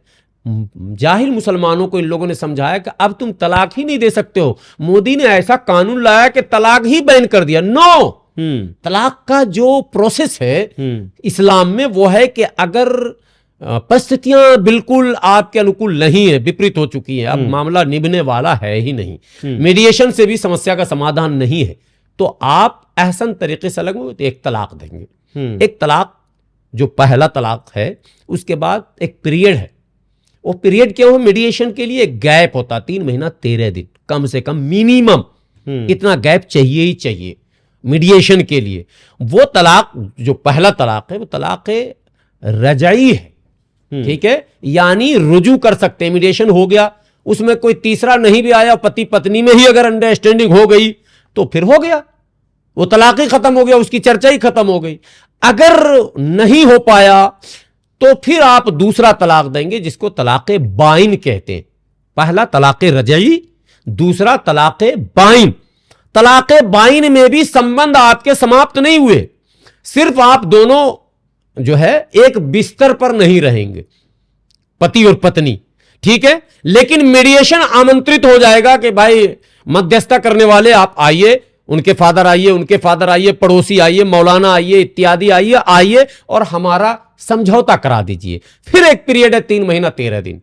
यदि अंडरस्टैंडिंग नहीं हो पाई आपको मध्यस्थता करने के बाद भी, तो तीसरा तलाक आएगा। और अगर अंडरस्टैंडिंग हो गई तो वो रिन्यू हो गया, वहीं से फिर मौलाना आएंगे, 5 मिनट का एक मंत्र है जिसको निकाह कहते हैं, वो पढ़ेंगे, फॉर्मेलिटी है, और सच पूछिए तो मियां बीबी राजी तो क्या करेगा काजी, वो एक फॉर्मेलिटी है, रिलीजन फॉर्मेलिटी। तीसरा है तलाक मुगल्लज़ा, जहां के बाद कोई संबंध नहीं है। 1 मिनट और आपसे टाइम लूंगा। एक और गलत फहमी को खूब जोर शोर से प्रचार किया गया, और प्रचार तंत्र पर मैं आरोप नहीं लगा रहा हूं कि आप लोगों ने या मीडिया कर्मियों ने किया, इसमें हमारे उन कथित मौलानाओं ने बढ़ चढ़ कर हिस्सा लिया, वो बता देता हूं। 3 तलाक जब हो गया तो तलाक मुगल्लज़ा कहते हैं। इसके बाद फिर से संबंध स्थापित करने के कोई रास्ते नहीं है इस्लाम में, यानी उसको अलग होना ही होना है। अब आता है मामला हलाले का। मौलानाओं ने भारत में यह समझा दिया कि कोई बात नहीं, 3 तलाक हो गया आपका, अब कोई संबंध का रास्ता नहीं है ना रास्ता, हलाला कर लीजिए। नहीं है रास्ता। अच्छा पहले ये बताइए, मैं पहले क्लियर कर रहा हूं, हलाला नहीं आ रहा हूं, हलाला में है या नहीं? अब मैं आ रहा हूं ना वहीं, तो इसीलिए तो मैंने एडिशनल, आपने पूछा नहीं, मैं जोड़ दिया। मैं यही सवाल पूछने वाला था। मैं इसीलिए कह रहा हूं, ये बहुत जरूरी है जवाब जाना।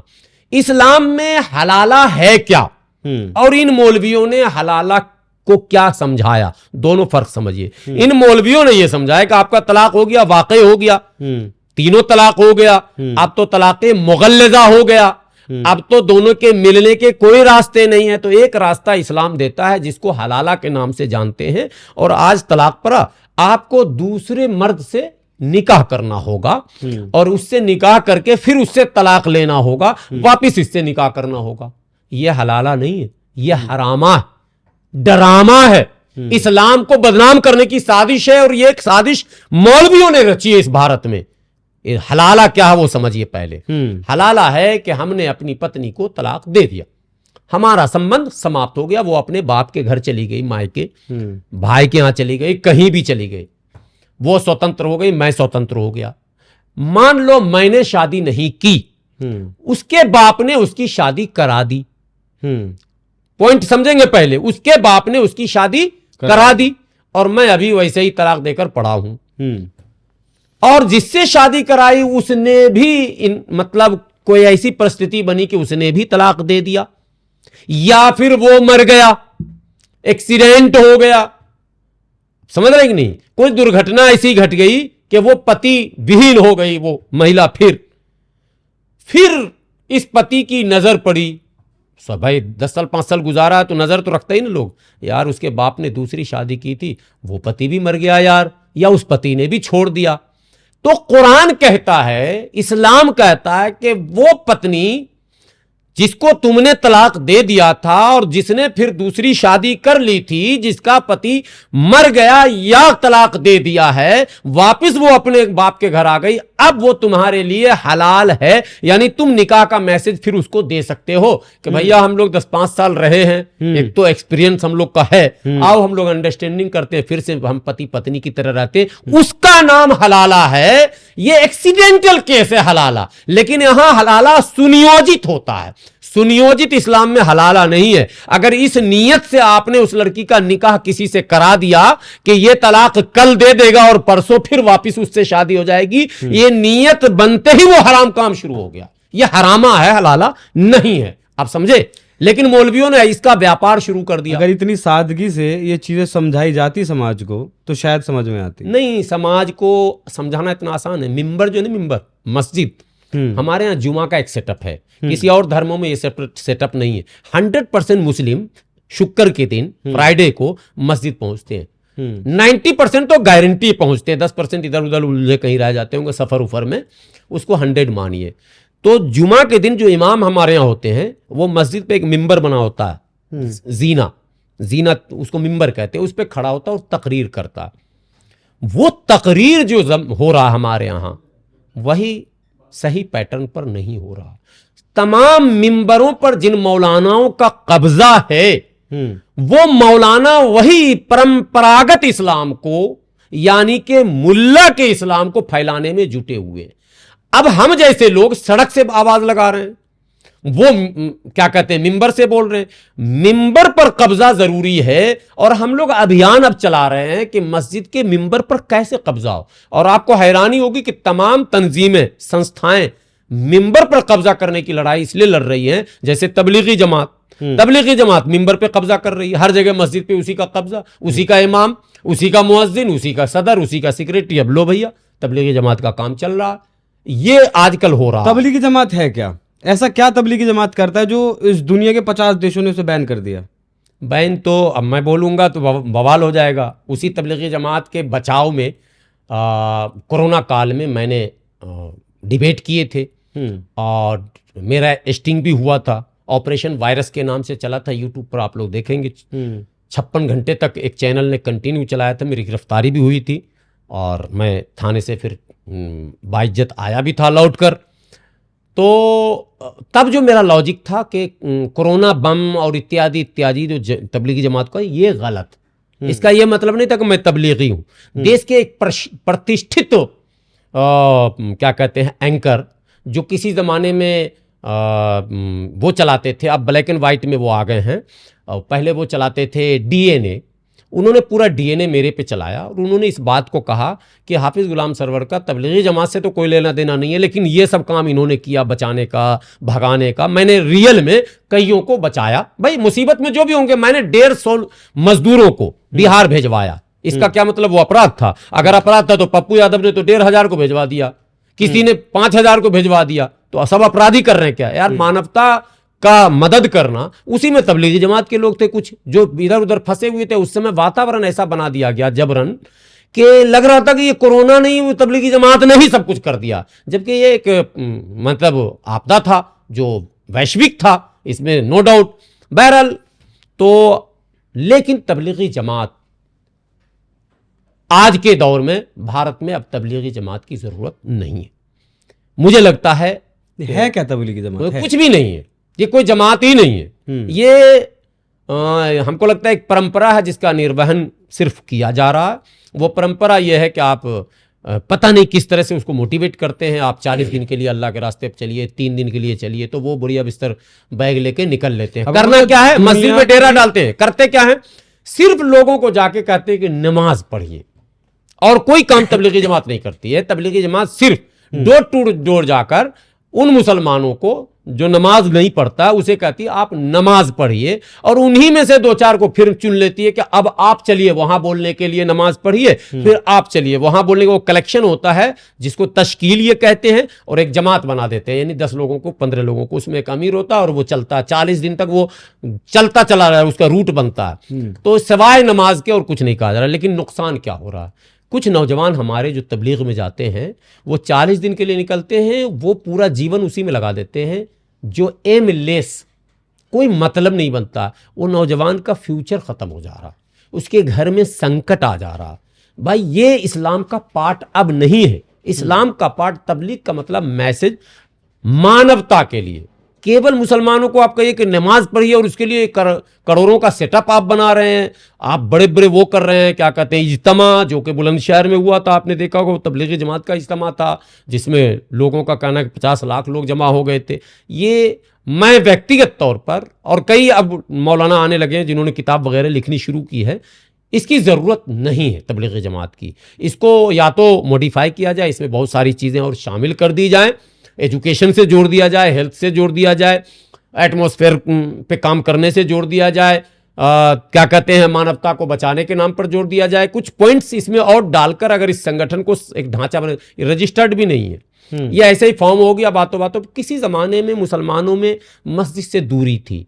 उस ज़माने में मौलाना इलियास साहब थे कांधला के, जो जिन्होंने ये शुरू किया था, और स्पेशली वो मेवात में गए थे। चूँकि मेव मुस्लिम जो था ना, वो थोड़ा वन साइडेड वाला नहीं होता, उस टाइप का था। तो उसमें उन्होंने काम किया था कि भाई नमाज़ पढ़ने लगेगा ये लोग तो एक नस्ल इसकी जो है फिर नमाजी हो जाएगी। तो नमाज सिर्फ पढ़िए, उसके लिए मौलाना इलियास साहब ने ये काम शुरू किया था। आज के दौर में कॉलेज में पढ़ने वाला छात्र नमाज पढ़ रहा है, हिंदी पढ़ने वाला, संस्कृत पढ़ने वाला, और आम दुकानदार। हमको लगता है कि जमात, तबलीगी जमात से के कहने से जितने लोग नमाज पढ़ रहे हैं उससे ज़्यादा लोग खुद अध्ययन करके पढ़ रहे हैं। और हमको लगता है इस्लाम की तरफ या तमाम धर्मों में धर्म की तरफ बड़ी तेज़ी से लोगों के अंदर एक वो आ गया है। हर तरफ देखिए, जैसे टोपी पहनना, चंदन टीका लगाना, कड़ा पहनना, फला पहनना, ये एक रिवाज चला, नकाब पहनना, जींस पैंट भी अगर हमारी बहन पहन रही है, बच्चियां पहन रही तो भी नकाब चढ़ा लेती है। एक फैशन भी इसको माना जा रहा है। इसकी तरफ आकर्षण बढ़ा है लोगों का धर्म की तरफ। तो जब आकर्षण धर्म की तरफ बढ़ ही गया है, मस्जिदें फुल हो ही रही हैं नमाज, तो फिर तबलीगी जमात का कोई अर्थ नहीं बनता है। मेरी निजी राय है कि तबलीगी जमात को मॉडिफाई करके वो 6 बातें लेकर वो चलती हैं। हालांकि 6 बातें उसमें लिखी हुई हैं, मगर काम सिर्फ एक पर होता है, नमाज पढ़ो पर। मुझे लगता है कि 6 के जगह पे 12-13 बातें जोड़ी जाएं और काम किया जाए। आपका कहना है कि तबलीगी जमात कोई विवादित संगठन नहीं है, उसका ढांचा विवादित नहीं है, लेकिन किसी काम का भी नहीं है। जमात इस्लामी पे आते हैं। अगर तबलीगी जमात की जरूरत नहीं है तो जमात इस्लामी की क्या जरूरत है हिंदुस्तान में? यही जमात इस्लामी फिलहाल बांग्लादेश में जो कुछ हुआ उसके पीछे है। आज जमात इस्लामी का बांग्लादेश में राज है, पाकिस्तान में जमात इस्लामी। हिंदुस्तान की जो जमात इस्लामी वो कितनी अलग है?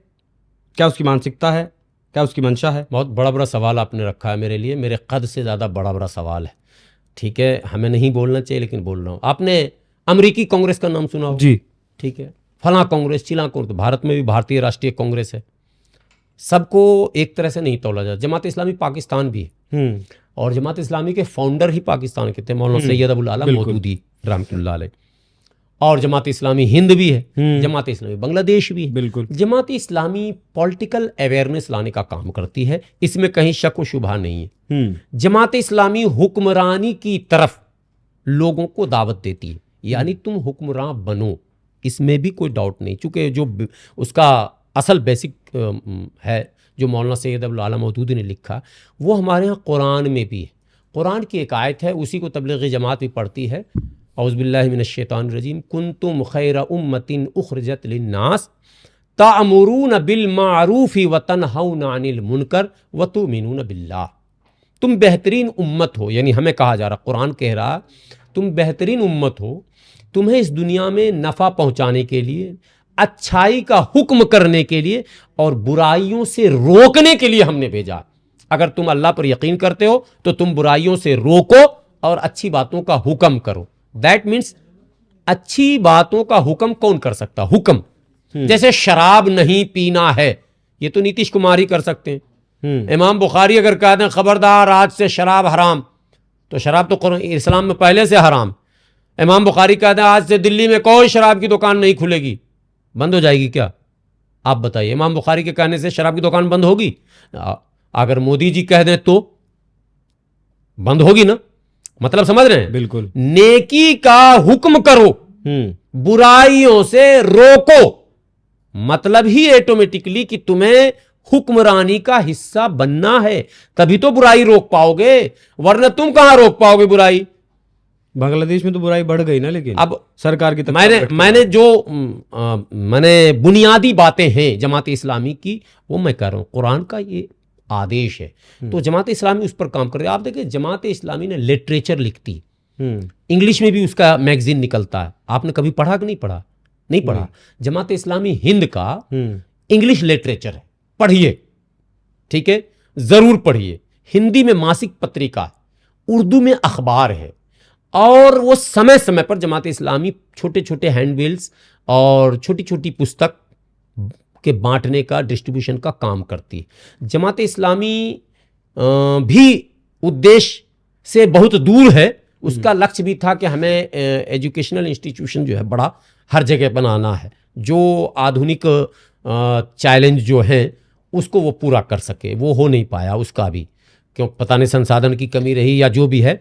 जमात इस्लामी का लक्ष्य है पढ़ाना और सियासी शऊर पैदा करना। जमात इस्लामी एक लक्ष्य पर काम कर रही है। ये अलग बात है कि लक्ष्य से बहुत दूर है अभी वो, लेकिन लक्ष्य पर काम कर रही है। सो जमात इस्लामी जैसी कोई भी तंजीम हो, एक बात आपको पता है, जमात इस्लामी का SIO आपने सुना, स्टूडेंट ऑर्गेनाइजेशन, SIMI भी था जो प्रतिबंधित सिमी, ये भी, इसका भी जमात इस्लामी से कनेक्शन से फिर PFI गया। मतलब आपको मैं बता रहा हूं, जो कनेक्शन तो था ही, ठीक है। कार्रवाई हुई, कोई एक्टिविटियां ऐसी आई सामने, सरकार ने कार्रवाई की। सरकार को अधिकार भी है, नजर भी रखनी चाहिए, एजेंसियों को भी नजर रखनी चाहिए, एजेंसियों को सब पर नजर रखनी चाहिए, मस्जिद पे भी रखनी चाहिए। इसके खिलाफ हम नहीं है, वो गलत बात है। एजेंसियों का अपना एक काम है भाई, तो वो अपना काम करेंगी, हम अपना काम करेंगे। अगर हम डर रहे हैं कि एजेंसियां हम पर नजर क्यों रख रही, मतलब हम गलत कर रहे हैं। अबे हम चोर हैं क्या? हम गांजा बेच रहे हैं क्या कि एजेंसियों से डर रहे हैं? आओ, हम आमंत्रित करते हैं, हमारी मस्जिदों में आप आओ, देखो तकरीरें क्या हो रही है, देखो हो क्या रहा, ठीक है। और जाना चाहिए तंजीमों में, संगठनों में, इनके क्रियाकलापों पर नजर रखनी चाहिए सरकार को, एजेंसियों को, और हमें स्वागत करना चाहिए। मैं ऑल इंडिया यूनाइटेड मुस्लिम मोर्चा का कोई भी कार्यक्रम करता हूं, PC भी करता हूं अपने दफ्तर में, तो भी एजेंसियों को मैं सूचना दे देता हूं कि आज अमुक डेट इतने इतने बजे मैं इस मुद्दे पर PC करने जा रहा हूं। देखिए, चर्चा तो मुझे पॉलिटिकल रखनी थी, लेकिन धार्मिक हो गई। और धार्मिक एक आखिरी सवाल मैं आपसे लूंगा, और बहुत जरूरी सवाल। बहुत सारी चीजों पे आपने प्रकाश डाला, जो चीजें ओरिजिनली हैं, मदरसों में जो ओरिजिनली पढ़ाया जाना चाहिए, कुरान में, हदीस में जो लिखा है, जो संगठन, ये आपका जमात इस्लामी हो या फिर तबलीगी जमात हो, इनका जो मेन मोटो है, आप ही ने कहा कि वो चीज़ें समाज तक नहीं पहुंच रही हैं। तो सभी संगठनों की वो चीज़ें समाज में, जो सही चीज़ें हैं, वो क्यों नहीं जा रही? जो व्यापारिक चीज़ें हैं, जो जहरीली चीज़ें हैं, वही क्यों समाज के अंदर जा रही हैं? देखिए, एक यूरोप में ना पहले पादरियों का बड़ा इंटरफेयर हुआ करता था सत्ता पे, लेकिन एक रेवोल्यूशन आया और पादरियों को ये कहा गया कि आप चर्च में जाएं, पॉलिटिशियन का काम जो है वो उनको करने दें। मैं चाहता हूं कि जो ट्रेडिशनल मुस्लिम लीडर हैं, परंपरागत नेतृत्व हमारे हैं, ये वेलफेयर के काम में लगें। आप जमीयत उलमा हिंद पे तो आपने कोई सवाल ही नहीं किया, जमात इस्लामी पे आपने कर लिया, जिसके कोई भी सदस्य राज्यसभा में आज तक नहीं गए, न MLC बने। लेकिन एक तंजीम है जमीयत उलमा हिंद, जिनके 2-3 राज्यसभा में जा चुके हैं। पहले जो थे इनके वालिद महमूद मदनी साहब के पिताजी असाद मदनी साहब, वो भी राज्यसभा में थे, महमूद मदनी साहब भी राज्यसभा में, समझ रहे हैं। तो मेरा कहना है कि आप विशुद्ध रूप से धर्म का काम कीजिए, अर्थात मानवता का काम कीजिए, पॉलिटिशियन को उनका काम करने दीजिए। ये कंट्रोवर्सी होता है कि गुलाम नबी आज़ाद भी हैं, गुलाम गौस भी हैं, गुलाम सरवर भी, और फिर 4 मौलाना भी हैं उसी सदन में। वही पैटर्न अब हिंदुओं में भी आया कि योगी मठ में रहने वाले थे, सत्ता पे आ गए, और कई बड़े बड़े साधु और संत राज्यसभा और लोकसभा में आ गए। तो धर्म का नुकसान इससे होगा, क्योंकि इंसान तो इंसान, उसकी कैपेसिटी है ना, एक ही इंसान बहुत कुछ नहीं कर सकता। हम या तो समाज वेलफेयर का काम कर लें, सोशल अवेयरनेस का काम कर लें, एजुकेशन में काम कर लें, या फिर हम पॉलिटिक्स कर लें। तो सब कुछ हमें ये हो क्या रहा कि जो संगठन बनाते हैं इस्लाम के नाम पर, कहते तो हम इस्लाम के नाम पर बनाए, लेकिन वो ज्यादातर मुसलमानों के वोट और सरकार के बीच, एक शब्द हिंदी में है, उसको अंग्रेजी में बोलना ज़्यादा अच्छा लगता है, एजेंट का काम करते, हिंदी में बोलेंगे तो दलाल हो जाएगा, अच्छा नहीं लगेगा। लोगों को लगता है कि ये अब तक सत्ता की दलाली होती रही है, ये पुल का काम करते, एक भीड़ जमा करते, इस्लाम खतरे में है, पूरा मैदान खचाखच भर गया, कैसे खतरे में आएगा? लुंगी पहने मुसलमान भागा जा रहा, कुर्ता फूटे, सुनिए भाई, अब जब भीड़ जुट गया, सारा बेचारा कुर्ता लुंगी वाला पहुंच गया टोपी पहन के, तो सरकार देखी, अरे ये आवाज़ किसने लगाई थी? ये आवाज़ तो फलां जमात ने लगाई थी। मतलब मुसलमानों पर एक छत्र अधिकार इसी जमात का, इनको इनाम दे दीजिए। ये सौदा हो रहा, तो काम इधर कैसे करेंगे लोग?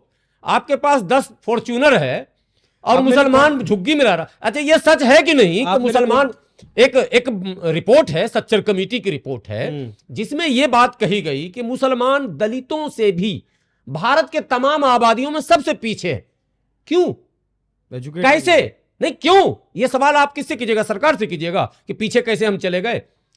आप वक्फ बोर्ड के बारे में हवा खड़ा कर रहे हैं कि सेना और रेलवे के बाद सबसे ज्यादा संपत्ति। आपके पास ज़कात का सिस्टम, आपके पास फितरे का सिस्टम, आपके पास माने दान देने के कई ऐसे सेटअप हैं जिसमें करोड़ों, 800-900 करोड़ रुपया एक दिन में हमारे यहां कलेक्शन होता है। एक दिन में, ईद के दिन, जिसको फितरा कहते हैं, एक दिन में पैसे कहां जा रहे हैं? क्यों मुसलमान पीछे चला गया भाई? क्यों कटोरा लेकर क्यों खड़ा है?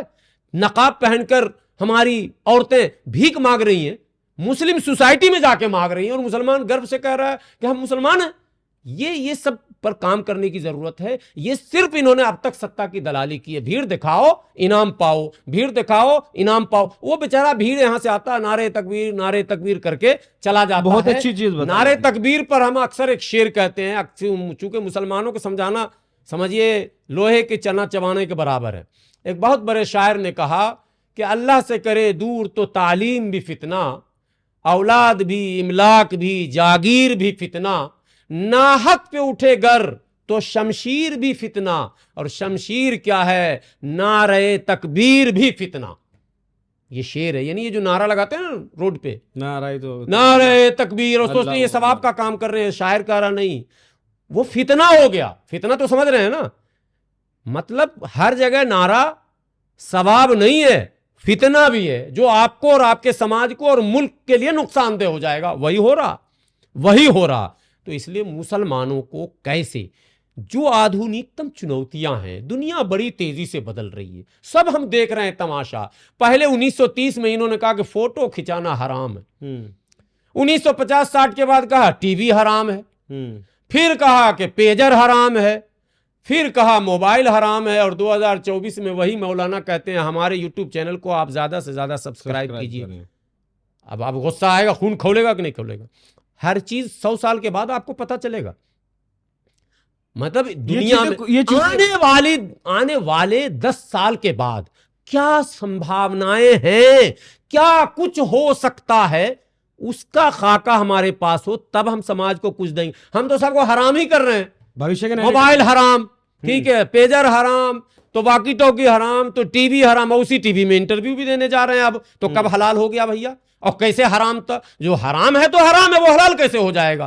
तो ये इसका मतलब कि इस्लाम में नहीं था, मुल्लाओं ने किया था, फिर मुल्लाओं ने हलाल कर दिया। तो इसीलिए मैं कहता हूं मुल्ला का इस्लाम। मैं मुल्क के मुस्लिम नौजवानों को कहता हूं कि शाद अजीमाबादी, पटना का नाम किसी जमाने में अजीमाबाद था, वो एक शायर थे शाद अजीमाबादी, हम लोग को 10वीं क्लास में पढ़ाया जाता था। उनका एक शेर है, चालाक हैं सब के सब बढ़े जाते हैं, अफलाके तरक्की पे चढ़े जाते हैं, मकतब बदला किताब बदली, हम हैं कि वही सबक पढ़े जाते हैं, वही अली बे ते, वही पुराना घिसा पिटा मदरसे का निजाम, वही सब कुछ। वही क्या हो रहा भाई? दुनिया बदल रही है इतनी तेजी से, तीव्र गति से, रोज नए आविष्कार हो रहे हैं, आए दिन नई सोच लोग सोच रहे हैं, ड्रेस चेंज हो रहा है, सारी चीजें नई नई आ रही हैं, गाड़ियों का मॉडल हमेशा चेंज हो रहा है। एक ही कंपनी है, हर 1 साल के बाद देखिएगा उसका मॉडल चेंज, उसका नक्शा चेंज, उसका सब कुछ चेंज। एक ही कंपनियां, जितनी कंपनियां गाड़ी बना रही हैं चेंज, मोबाइल जो बना रही हैं कंपनियां चेंज कर रही हैं। माइक अभी आप जो लगाए हुए हैं, आज से 20 साल पहले ये नहीं था, बदलाव आ रहा। हो सकता आने वाले दिनों में कुछ और भी आ जाए। हमको उन तमाम चुनौतियों का सामना करने के लिए अपने आप को तैयार रखना चाहिए। हम मैदान छोड़कर भाग रहे हैं, हम उसी मदरसे में घुसेर रहे हैं जो पुराना सेटअप हमारा पकड़ पकड़ के मुसलमान को वहीं डाले जा रहा है। गरीब बच्चे मदरसे में पढ़ेंगे और तुम्हारे बच्चे इंग्लैंड में पढ़ेंगे, ये कौन सा इस्लाम है भाई? जितने बड़े मौलाना हैं, जितने बड़े जो सो कॉल्ड मुस्लिम के रहनुमा हैं, इनके बच्चे मदरसे में पढ़ रहे हैं क्या? सब विदेशों में मिलेंगे, सब विदेशों में पढ़ रहे हैं। हमारे गरीब के बच्चों को झोपड़ी से उठाकर आप 100 साल पुरानी परंपरागत मदरसे में डालकर उनकी सोच 100 साल पीछे कर रहे हैं, अर्थात समाज को आप 100 साल पीछे कर रहे हैं। इसका मतलब आप समाज को 100 साल पीछे कर रहे हैं। इसलिए जागना होगा, बदलना होगा, और इसका अभियान भी चलाया जा रहा, और नए मदरसे भी खुल रहे हैं। कभी आप मेरे साथ चलिएगा ग्राउंड पर, मैं 2-4 मदरसों में ले जाऊंगा तो आपके होश उड़ जाएंगे। आज की चुनौतियों पर एकदम वो खड़े उतर रहे हैं। मैं खुद गया हूँ सहारनपुर में, मैंने खुद कई मदरसे कवर किए हैं जहाँ दीनी तालीम के साथ हिंदी, इंग्लिश, हिस्ट्री, कंप्यूटर सब कुछ पढ़ाया जाता है। फिर बोले ना आप लेक- दीनी तालीम के साथ, यही हाँ, ये मेरा कुरान- झगड़ा है। दीन कुरान के साथ। तालीम 2 पार्ट में क्यों बटला? कुरान कहता ही नहीं है, कुरान ही तो मना कर रहा। तालीम मीन्स तालीम, एजुकेशन मीन्स एजुकेशन। ये दीनी तालीम और दुनियावी तालीम, ये हिंदू तालीम, ये मुस्लिम तालीम, ये भारतीय तालीम, ये अमरीकी, ये कौन नया नया सिस्टम ला रहे हो आप भाई? एजुकेशन मीन्स एजुकेशन, तालीम मीन्स तालीम है ना। कुरान ने पढ़ने को कहा है, कुरान ने यह कहा ही नहीं कि तुम क्या पढ़ोगे, वो पूरी फहरिस्त है तुमको क्या क्या पढ़ना। हमारे नबी की एक हदीस है, इल्म हासिल करने के लिए तुम्हें अगर चीन की यात्रा करना हो तो करो, बड़ी प्रसिद्ध है, मौलाना लोग तकरीर में कहते हैं। सोचिए 1400 साल पहले मक्का से चीन कल्पना से परे है कि नहीं? कल्पना से परे, उसकी दूरी मापिए आप। 1400 साल पहले कोई तसव्वुर भी नहीं कर सकता है, ये कल्पना से परे है कि मेरे मोहम्मद साहब, प्रोफेट मोहम्मद कह रहे हैं मक्का में बैठकर अपने मुसलमान मानने वाले सहाबा से कि तुमको इल्म हासिल करने के लिए अगर चीन की यात्रा करना पड़े तो भी करो। मतलब विषम परिस्थितियों में जहां ज्ञान मिले उसे प्राप्त करो। उसे दीन तो चीन में था ही नहीं, दीन तो मक्का से भी आगे न निकला था। उस टाइम अरब के सीमा के अंदर था इस्लाम उस समय जब मोहम्मद साहब मौजूद थे। तो फिर चीन की यात्रा, मतलब गैर मुस्लिमों से पढ़ने कहा कि नहीं कहा? आज वैदिक ज्ञान हमको नहीं दिया जा रहा। आज जो मतलब चुनौतियां हैं वर्ल्ड वाइड, सबसे ज्यादा एक्सेप्टेबल तो इंग्लिश है। इंग्लिश मीडियम मदरसा नहीं मिल पा रहा। ले अरबी और फारसी जो यूजलेस हो गया। भारत के अंदर हम पढ़ के निकल गए, 12 साल का कोर्स है साहब, और 12 साल के बाद निकलते हैं सिर्फ कुर्ता पायजामा टोपी पहनने के अलावा कुछ न सिखाया जाता। वो मिलाद में तकरीर तो कर सकते हैं, यानी मुस्लिम सोसाइटी में बैठ के बात कर सकते हैं, मजलिस। तो आप तो सीमा में बंध गए ना साहब, हमारी तो सीमा ही नहीं होती। मैं कहां रुकता हूं अर्शो फर्श की आवाज से, मुझको जाना है बहुत ऊंचा हदे परवाज से। तो आपके ऊपर पूरे सोसाइटी का बोझ है, बुराई रोकनी है, अच्छाई को कायम करना, फैलाना है, सोसाइटी में जो बुराइयां हैं उसको खत्म करना है। और आप तो खुद सीमा में हो कि घर के अंदर ही बंद हो। फारसी बोलोगे कोई समझेगा नहीं, अरबी बोलोगे कोई समझेगा, 90% मुसलमान ना समझेगा तो नॉन मुस्लिम क्या खाक समझेगा। ये अपना आए बाएं से आए रात भर तकरीर करते हैं, पैसे लेते हैं, चले जाते हैं। 40-40 हज़ार, 50-50 हज़ार। लोग कमेंट में लिखेंगे मुसलमान के, आपको कैमरे पर नहीं बोलना चाहिए। हमारे मौलाना फीस लेते हैं, आपके यहाँ भी है, बहरहाल मैं भी आप पे मैं क्यों बात करूं। फीस लेते हैं, रात में मैं आऊँगा जलसे में तकरीर करूँगा, 40,000 गाने वाले का जो शेर पढ़ता है ना। अब मुसलमान बेचारा फीस भी देता और नारा भी लगाता रात भर। सुबह हुआ ख़त्म, यानी रात बहुत जागे थे, सुबह हुई। वो गालिब का एक शेर था, आखिर ये बीमारी दिल ने आखिर काम तमाम किया। वो शेर अभी जहन से निकल गया, यानी रात बहुत जागे थे सुबह हुई। तो वही मामला यहाँ फिट बैठता है। रात भर नारा लगाया, सुबह में 0 0, कोई बदलाव नहीं। वर्षों से ये परंपरा है, बड़े बड़े जलसे हो रहे हैं। 50,000, 60,000, 1 लाख तक वाले मौलाना मार्केट में हैं, जिनका एक रात का फीस है 1 लाख। और 10-20 हज़ार वाले तो बहुतेरे, ठीक है। और 1000, 1100, 2100 वाले तो मार्केट में महल्ले टोले में भी रहते हैं। ये पैसे लेते हैं, तकरीर करते हैं, प्रवचन करते हैं, अर्थात कथा सुनाते हैं और चले जाते हैं। तो इससे कभी भी इनकलाब नहीं आ सकता। क्रांति के लिए ये शायद आपके उस सवाल का भी जवाब है जो आपने सच्चर कमेटी का जिक्र किया था, जिसमें बताया गया कि हालात इतने खराब क्यों हैं। जी, अभी जलसे पर भी हम लोग डिबेट करते हैं कि क्यों आप कराते हैं ये। जिससे समाज को कुछ न मिले वो काम आप न कीजिए, उसमें आप करोड़ों रुपया खर्च मत कीजिए। आप लंगर लगा दूसरों से सीखिए। एक लंगर वाला धर्म भी हमारे यहाँ कहीं से आसमान से नहीं आया, इसी हिंदू धर्म से बदलकर तो सिख हुआ है ना भाई। भारत में ही सिख धर्म पैदा हुआ और वो सब हिंदू ही थे ना।